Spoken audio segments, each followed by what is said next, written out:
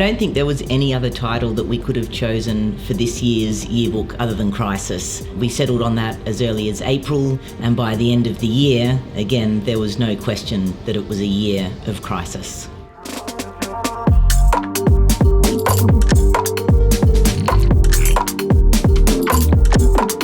The most important thing I think to know about the China Story Yearbook is that we are never telling one single story. Our aim is always to share the multitude of China stories told by Chinese academics and thinkers, but also by all of those like me who spend a lot of our lives thinking and trying to understand China from a range of different perspectives.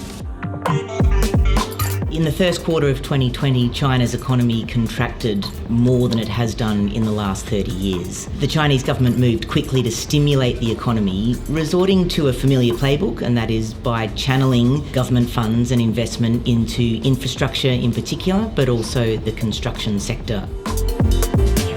I guess more broadly what they did was use various mechanisms of control. For example, calling on the private sector to work with the party for the national good in terms of restoring output as the year continued.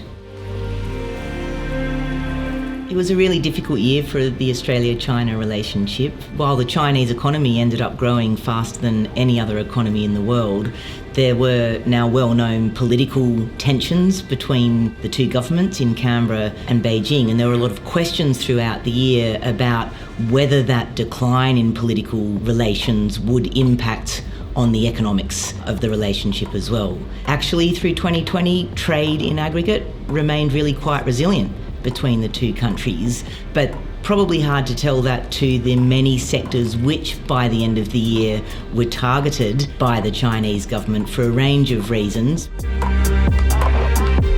With the rising US-China tensions and also the Australia-China tensions, there are some pretty big questions about how and whether Australia will continue to benefit from China's economic development strategy. What we'll see in the 14th five-year plan, and as discussed briefly in my chapter in the book, is a focus on dual circulation coming out of Beijing, and that really stresses a reliance on domestic demand with a secondary role for international trade and investment. So that's not to say that the engagement with China in economic terms is coming to an end, but I think what we'll see is the nature of that engagement changing, and also probably greater benefits for those countries that are perceived to be friendly to China. That might have some implications for Australia in the future, but that's something we're going to have to watch and see.